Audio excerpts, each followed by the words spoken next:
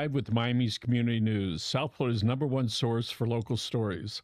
I'm Michael Miller, bringing people together and sharing the voices, events, and connections that shape our community. Cheers, guys. That'd be true.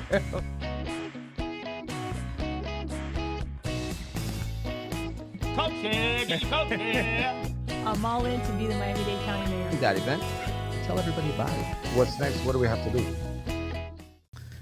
Thank you for joining us. To my left and your right, we have Village of Palmetto Bay Mayor Karyn Cunningham and Robert Asencio, former state rep, former police officer of Miami-Dade County Public Schools, former Army reservist. Did I get that right? Yes, sir. All right. Were you a captain somewhere? Yes, the police. The police is Retired. All right, retired. All right. By the way, that school system, I understand, has like 450 policemen. It's a big deal, right? It is. It's grown. And you helped a lot with that. Yeah. Former teacher over here, former representative of the... I was with United Teachers of Dade until just UTD? April. Yeah. Okay. Now you retired from that? Retired from that, my third retirement, and working with my brother, Okay. making good things happen in Miami-Dade. Oh, good. So speaking of good things happening, I see that, what's his name? Ken Griffith donated a whole bunch of money to improve education for kids down here in Miami-Dade County. $50 million, all right? So it happens not to be in the public schools, but the reality is it's about education. So, Robert, so you said you had a nice thing, whether it was on Facebook or Instagram or TikTok, and it was a picture of us, I think, for sure for you, in 2000. 8 years ago. 2018, 17, in the back. Tell us about that. Man, so it's a picture of you, Jeff, your son, and me. Oh, nice.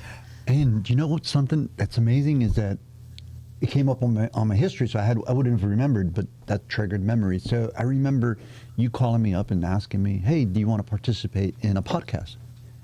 And foolish me, ignorant me, I not only say yes, but after I say yes, it's like, what is a podcast? It was the beginning of the end, or the Yeah. beginning of the beginning. Beginning of the beginning. Look where we're at. And actually, Robert was one of the reasons that he opened the door to that, all right? Because it was... To podcasting in general. What was the young man's name? Oh, Yes. what was that young man's name? Yes. That later Anyway, he on ran for county commission. And anyway, so... way out of his league, but a super nice kid. Anyway, so he was laying on the floor back there with the camera going, and you brought the speakers in, if I remember right. And it was like, I guess this... Wait, was this like the first podcast Yes, ever? pretty close. Literally grassroots as you can Oh get it. my gosh. Who knew, Robert, that you were such a Yeah, big part of this But next step? It was his son and his vision. He told me about this, and I'm like, what are you talking about, Michael? You're a print place. And then, boy, it's been nice to see it evolve. Into How many my shows goodness. have you done here now? It's got to be well over 100. Yeah. Oh, I'm not. You're going to be there. This is kind of like when I go into Pilates and there's a board there and it says how many classes people have participated in. Yeah, it's a low number. Yeah, let's do that. And Tony, why don't you put the camera on yourself? Want to introduce you to people? He's going to move that. There's a camera way up in the ceiling. He's going to move that around, and when it pops up, we're going to watch this. It's pretty neat. When we just put this in, he'll be up there in a moment. You got to move. There it is. The camera's moving. Oh my There. goodness, this is great. There Give it us is. a Okay. wave. All right. That's Anthony right there. Yes, Way the to man, go. the myth, the legend. I love it. I love and it. Tony, That's do me a awesome. favor. Why don't you put on cnewstv.com? It's our new website. It's going to be housing all That's beautiful. our new videos. Finally? Yes, a new Oh, one. high five to that. I know. You know what happens? When you have something old and you try to make it better when it's old, all right? It's hard to replace the engine if the car can't, if the That's wheels true. can't support That's it. true. All That's right? He's true. going to put it up there in a second. And we have Alex over here. All right, Alex, why don't you come on over? That's the What- man. Alex. All right. Yes. My Okay, first why don't you stand right producer. over I here? love it. Okay, so Alex is going to make Can an you squeeze in announcement. back there? Okay, wait until the camera goes. Okay, let's do Alex first, all right? And Jody got it? Okay, Alex, tell us. Okay, so effective Friday, I am starting at Accord Productions in Miami. All right. What does Accord Productions do? They videography and video editing on a high level. Yes. It's wonderful. Thank you for 3 wonderful years, Yeah. all right? love And you. we're very proud of you. Yeah. All right? Super proud of him. Now I'm envious. Yeah. He's going to be with someone else. Yes. And not us. Yeah. So Well, I think what was the coolest part of that conversation was when I came in and I was speaking with the other young man, he said, he was walking me to the back and he said, yeah, well, Alex, we're going to miss him. He was my teacher. And when I met Alex, when I first came in 3 years ago, and Alex was a producer, you know, people were helping Alex. So it's kind of like you've got Yes. this great mentorship program here, which is beautiful. and it's wonderful. We're very happy for him and very encouraging for people to grow. That's one of the reasons why we have those cameras. We're going to make stars out of some of these people. This is great. And we That's have great. Emily, who's produced the show. She has her own met show Emily. called Everything with Emily. All right. That's great. And that's just the way it gets started. We're going to show. Are we going to find the website, Anzoni? That's cnewstv.com. Yeah, we got it. He's still getting instructions over there. I got it. I understand. Miller, until you pop that up, you become the platform for podcasting in South Florida. Look at that. We were lucky, and one of all the experience, 100 shows, all right? And he's always wearing a suit, all right? Did your wife pick those clothes out? She does take me to my own tailor, yes. Of And the course. expense that goes along with it. but You look sharp, even not in a suit. Thank you. All right, former state rep, that was when 86, 88, 92. No, it was later than that. When was that? Thank you for aging Yeah. me there, buddy. Yeah, no, you was 2016 Yeah, to 18. yeah. One term. Yeah. So let's talk about the outlook for Miami-Dade County. Okay. You know, we have a lot of money that's coming in Miami-Dade County, a lot of rich people. We have a lot of new housing that's going up. It costs a lot to live here. Mm-hmm. And the county now is working fervently to try to provide more transportation. I'm not sure how much it matters for people that live in Palmetto Bay or in South Miami. People live south, they have that roadway. So you're in the middle of between the next big growth down south of you, and people are going to be going there, and then they have to get there. Yeah, so we were actually pleasantly surprised. Our village manager and some of our staff, I did not have the opportunity yet to travel on the BRT. And, you know, the village of Palmetto Bay supported BRT. We wanted rail, but we got behind Mayor Cava and said, okay, bring the BRT. I was a little skeptical, but from what I'm hearing, it's going to be a little bit of a game changer. So every 7 minutes, buses are going to roll through. We all see the arms. They seem to be pretty much functioning. I mean, they've been functioning for quite some time.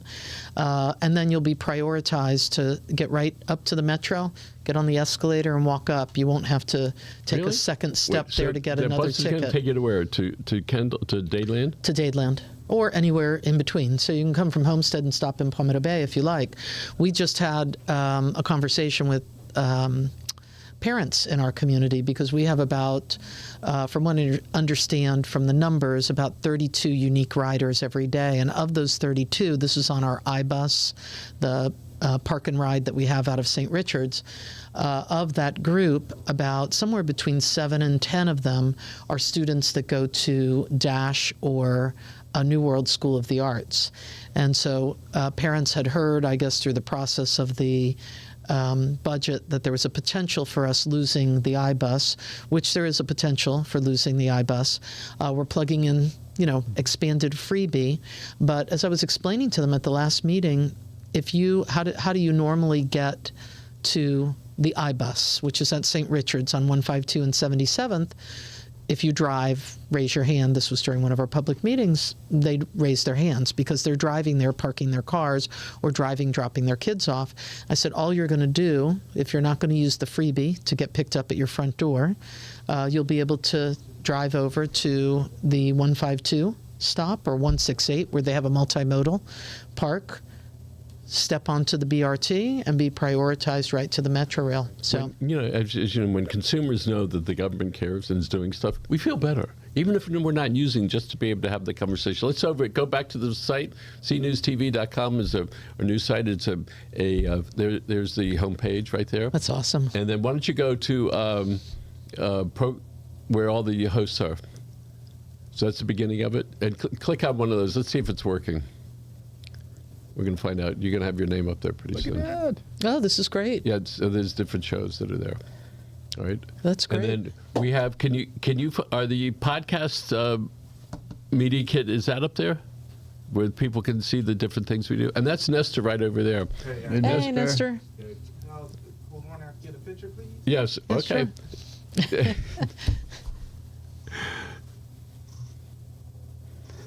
Wait, you didn't get my good side. No, just kidding. Why don't we just switch? What about, we'll put your good side over here. So one of the things that we see that's happening all the time, it looks like the rate of violence is increasing. All right. It may not be, but it sure seems like that every day or two we're getting more exposure, more exposure, more exposure. You're a police officer for half your life, right? And you expect me to answer that question? Yes. As to why? Oh, man. I just, we have a lot of mental health out there, right? Mental health is probably one of the biggest, I guess, factor that factors into people's lives, stress. But, there's a lot of people hurting, right? There's a lot of people hurting. And I think we often forget that policing, it's a community-wide effort, a village effort, right? Sure. And a lot of people that should be taking action, that should be involved, are not involved. So, look, we have a violent nature as it is, right? Humans can't deny it. We're violent. And many amongst us resolve nothing less than with violence. So I think that it's going to take a long time for us to address what is currently happening right now and increase violence. But one last thing, crime is down.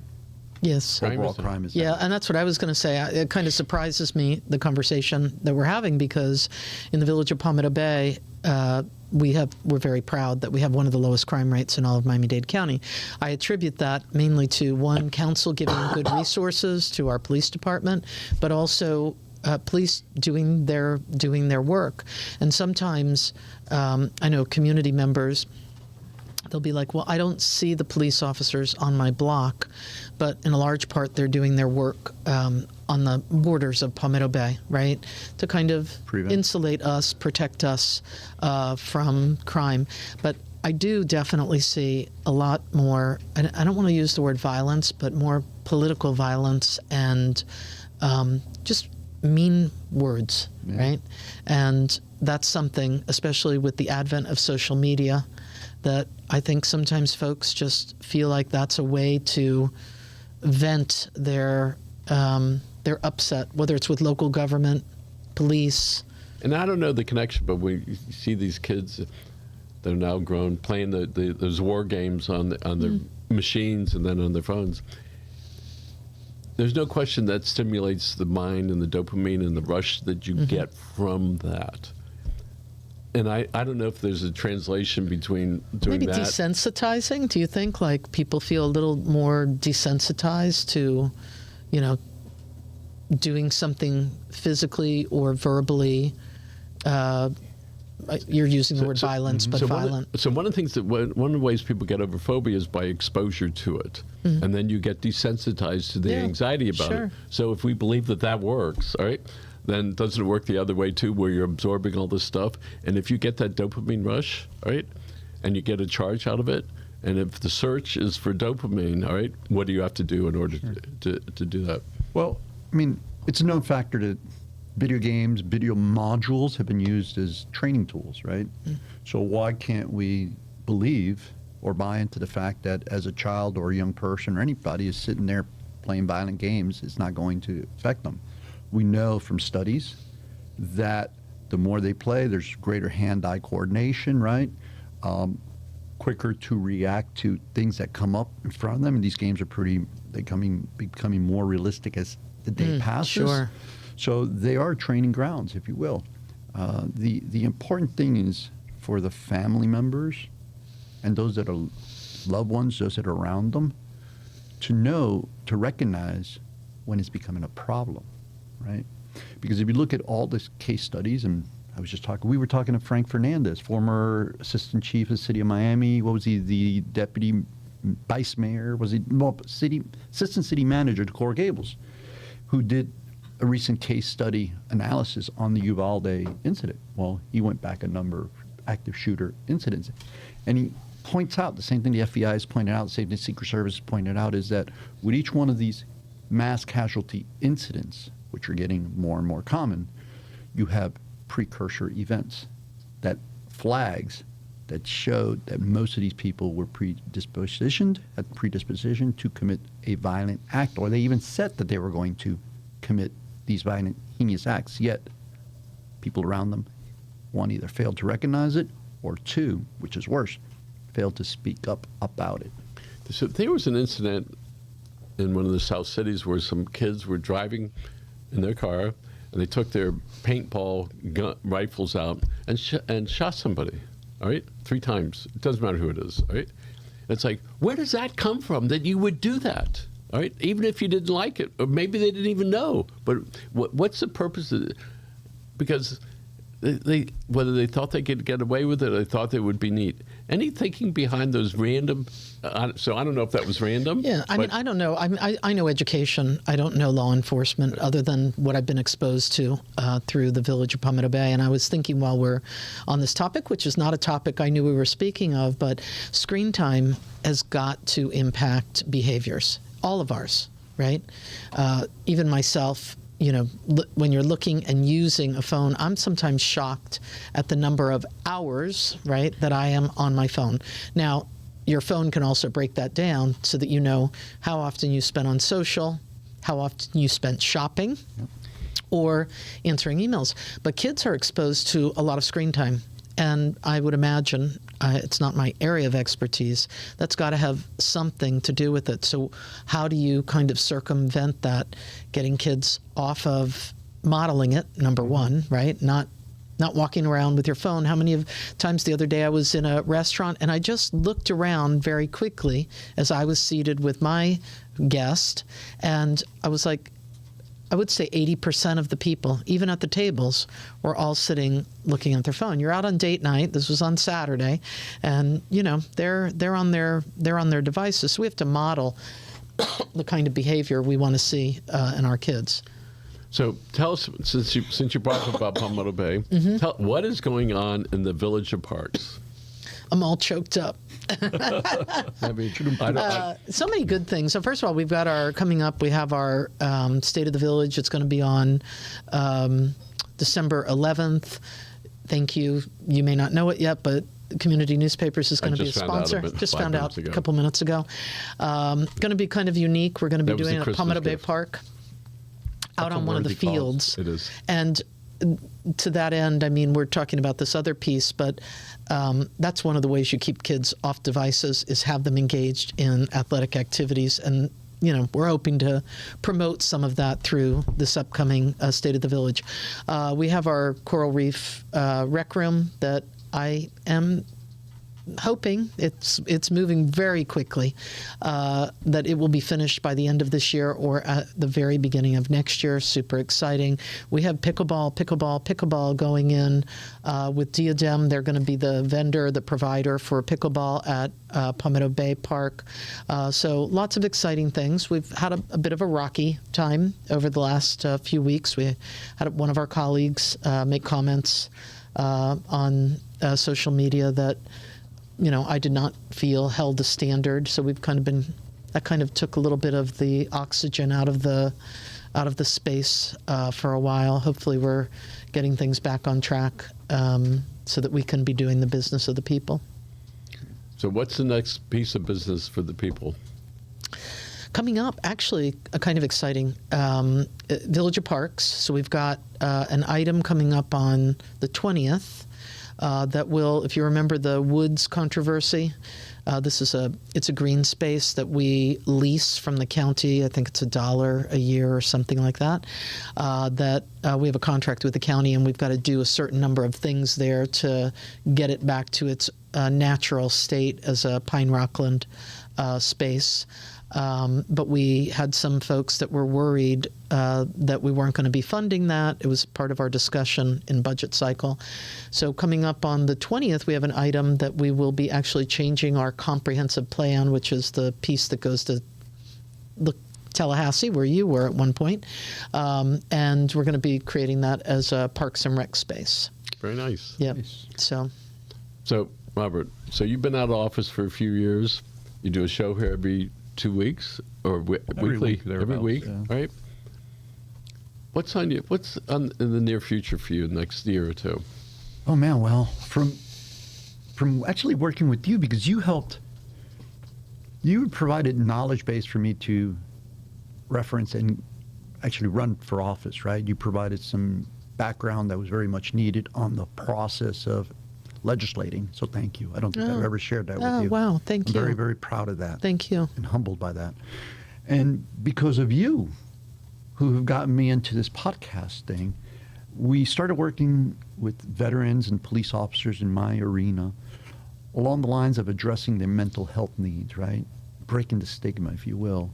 Well, that has led into filming a documentary, which we're Oh, my about to goodness. release. We have the pre-final cut for preview with select individuals. I'm going to ask you to preview it, and if you wish to. I would love to.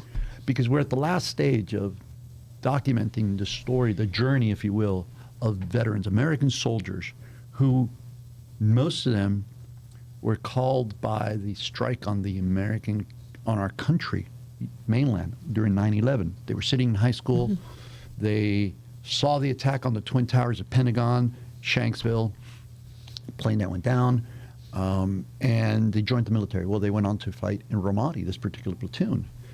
And their story hasn't been told. So if you saw the movie American Sniper, Chris Kyle, these are the soldiers, the Army soldiers that were protecting and ensuring that the SEAL teams completed their missions. Well, no one's ever told their story. Wow. And here we are 20 years later. So we documented their journey. What was it like to go from combat to integration? What issues have they dealt with? And I thank you for that, because it's called That's Out of great. the Fire into You the actually Light. did it. We just held the door Our village open. manager is a retired Marine colonel. So, Wanna talk to him? would love to connect you with him. I think that's great. I don't think it falls into this category that you Mm-hmm. are speaking of for the film, but I think that's very cool. Sharing Sharing the stories. sharing stories. Healing. Yeah. Right. Robert, what's it like working on something that is way bigger than yourself? Humbling. Mm-hmm. Humbling. It's not about me. It should never be about us, right? We talk about That's right. get elected. It's not about us. It's about the people, and some people tend to forget that. This process has been healing for me. I went into it because I carry my own demons, and PTSD.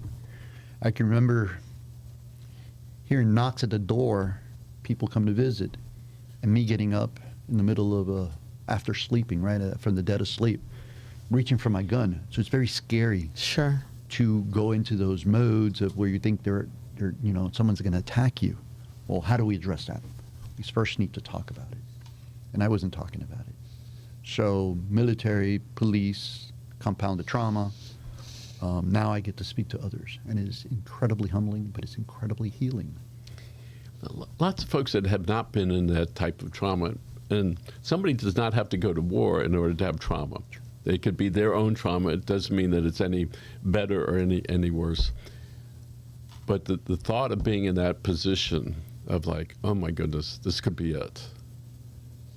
It must have been tough for you at that time, and now when you think about it. How did you get through that?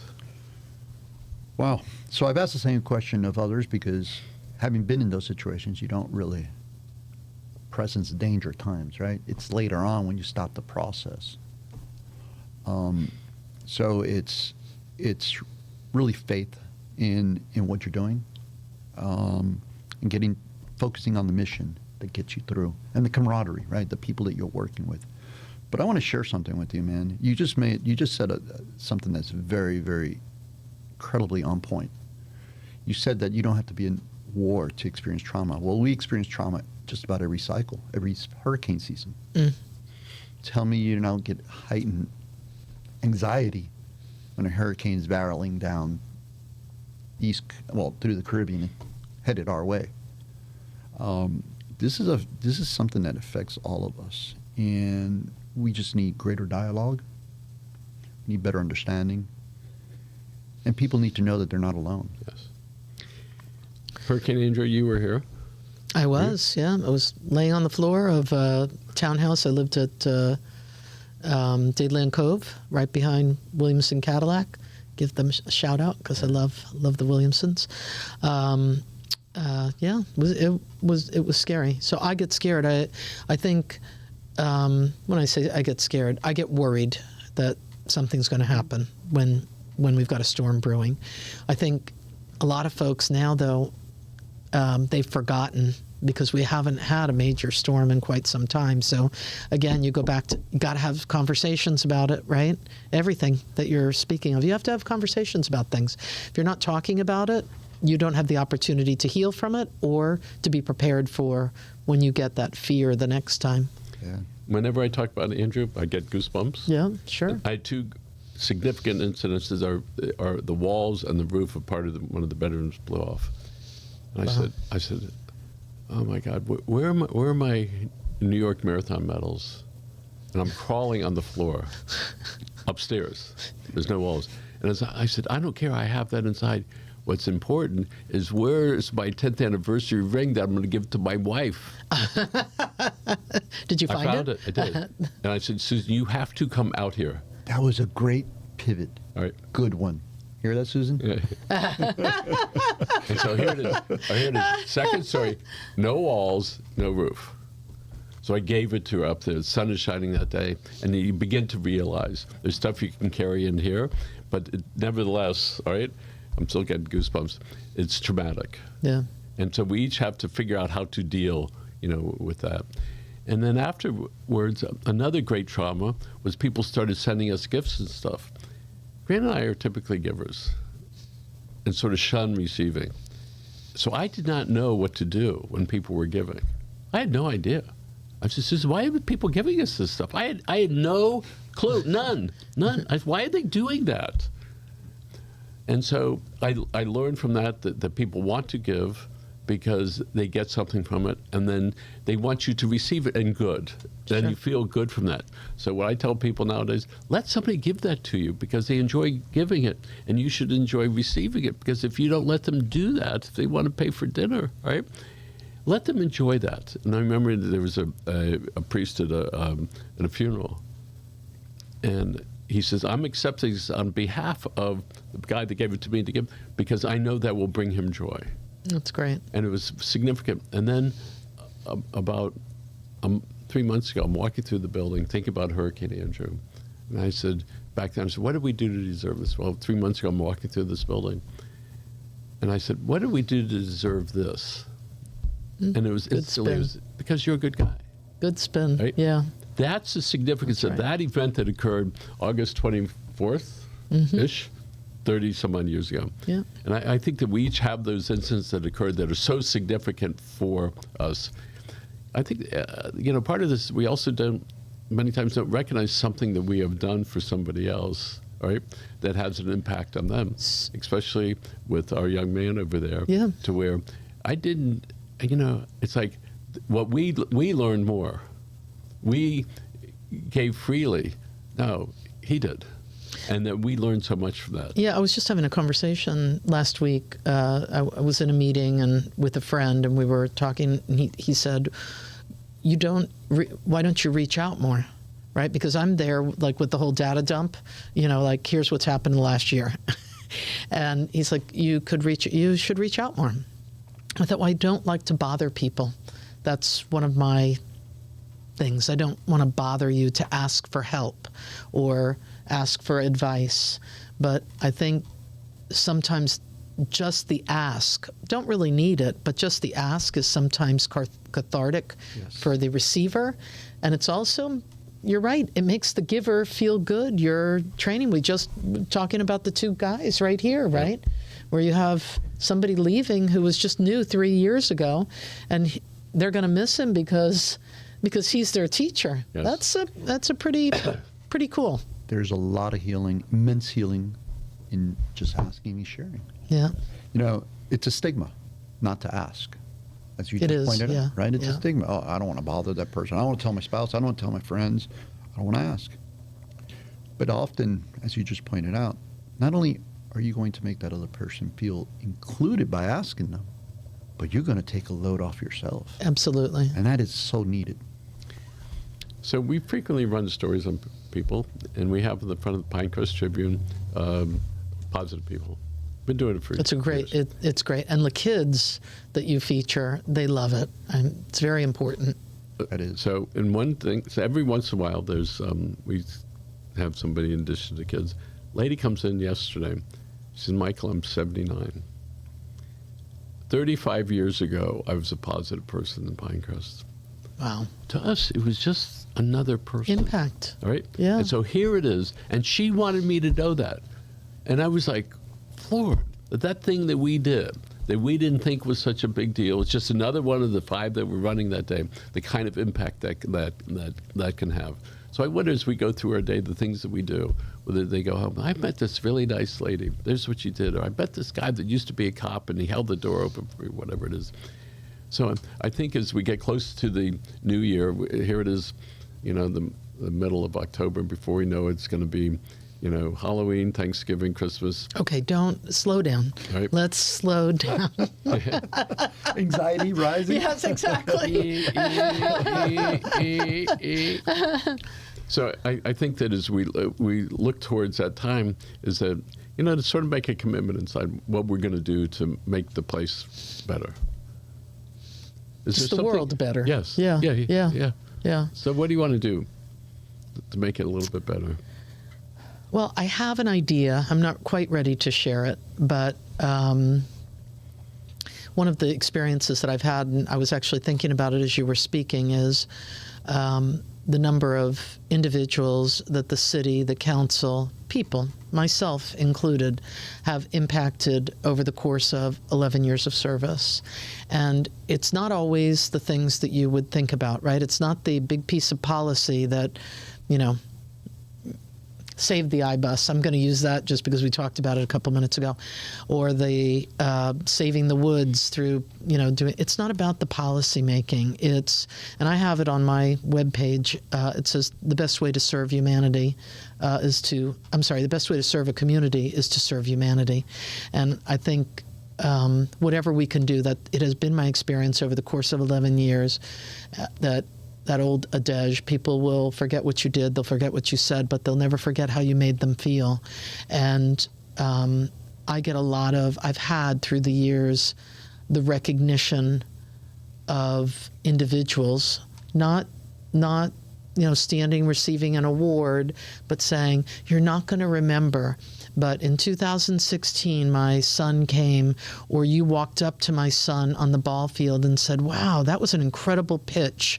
You must have been practicing for a long time. And I'm using that as a silly example because it's almost conversational in nature, but a child then is like, wow, I've got a really awesome pitch. I'm going to hone in on that. They feel good about that. Children, adults, they feel good when you take a moment to lift them up. Sometimes that's through Tell recognition. a short story. What's the name of this big soccer star? Is it Messi? No, David Beckham. Oh, Beckham. I'm so sorry. She remembers this. Messi. All right. We Just were doing saying. we were If doing, you're listening, I'm sorry, David. So we were doing it. You're going to tell this is an amazing, this is a good, I forgot about it for a minute, but great story. We were hosting David Beckham and the group 6-7 years ago, and he was at Pinecrest, Evelyn Greer Park. Park, yeah. And he's there we're taking pictures and everything. She comes over to me. She says, Michael, I saw this kid way in the back. He was kicking around the soccer ball, and you went over to him. Yeah. And you said, are you here to meet Beckham? Who? David Beckham. She goes, no, where? She goes, come with me. She takes this kid. She pushes him up to me. I said, I'm going to put my hands on your shoulder. Just let me navigate you to him. He gets a picture with David Beckham. Yeah. No, it was. It was that when he went home that day, he says, you cannot believe what happened. He literally, the young man, he might have been 13 or 14 years old. He went to Palmetto. He was living in an apartment. And this is, God works in strange and mysterious ways. I was late. Shocking. But God works in strange and mysterious ways. I was late for mine, so he's like, well, let's just wait and we'll do it with Robert. So I had to go park over at Village of Pinecrest City Hall because there was no parking left. And then I was like, oh my goodness, I'm going to have to, take the walk. So I'm walking through the field. It's a I don't know, whatever day. There's a kid, it was teacher planning day. The kid is out there. He's got 50 if he has one ball. And I said, where's your team?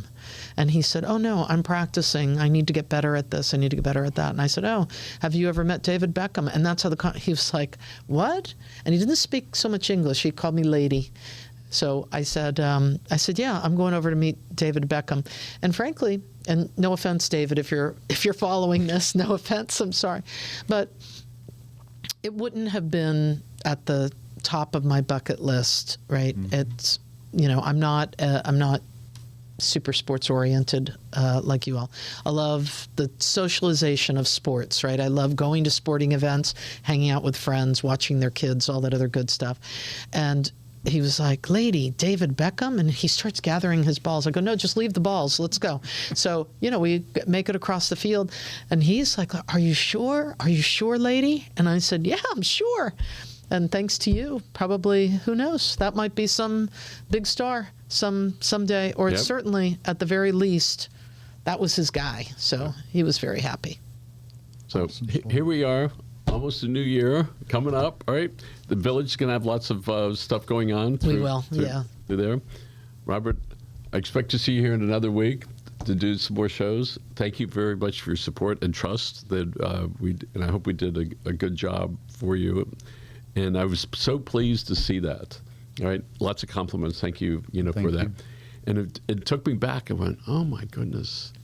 I go, look at that. It was a picture, 2018 or 17. I'm going to start sending you pictures if it has this impact on you. We used to be able to run. I don't know if you remember that picture. Yeah, I remember that picture. I'll send them to both of you. Oh, great. Robert Asencio, thank you so much for being here. Thank you, Michael. Mayor, as always. I love you guys. Thanks. Madam Mayor, appreciate it. Sir, as always. a special treat today. Okay, Thank let's you. look at that camera right there. Listen, Grant and I, that camera right there, we now subscribe to the Disney rule, which is when you hug someone, don't stop until they do. Have a great day, and thanks for joining us. Bye.